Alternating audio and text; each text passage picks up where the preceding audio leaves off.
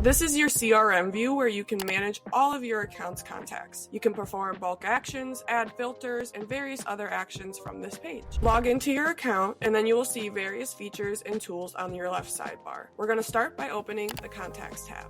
These are your contact records. You can customize sorting, what columns are in view, how many contacts are viewing per page, and select a contact to view it individually. Use the columns drop-down to hide and view different fields, and use the search bar to find a record or apply filters to narrow down your list. You can select one or more contacts to perform bulk actions like tagging, messaging, adding to workflow automation, exporting, and more. This is where you can view all contacts and your saved smart lists, which are filtered contact lists you create and save. To create a smart list, start by adding your specified columns and filters by using the columns drop-down and the More Filters button. Below that top menu in your Smart List menu, there is a list of bulk actions you can choose to execute for one or more of your selected contacts. Not only can you add, move, or update one or more contacts in a pipeline, you can add them to a workflow, add a tag, remove a tag, delete them, send them a review request, export them and the viewed columns,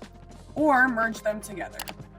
But you can also send them a one-off email message. The system will remind you that the more contacts you send to, then the longer it will take to send them over time. Then you can customize your email, including pulling in a template, customizing the from details, and the message using custom fields, values, or trigger links. You can choose to send them immediately without being able to cancel them, schedule them later, or drip them out over time in a specified number of batches. Scheduling and dripping does allow you to cancel. Drip mode is the most common setting used when sending to a group of 15 or more contacts. This helps you ensure that you don't overload your email provider. The best practice is not to send more than 250 emails per day for the first week and increase from there. This is the model that we recommend for the first week of sending emails from your account, as well as the description so you remember later what this action was for. Don't forget that you can always review the statistics and details under the Bulk Actions top menu tab. That's it. Make sure to follow any lesson instructions below and mark this as complete to keep moving forward.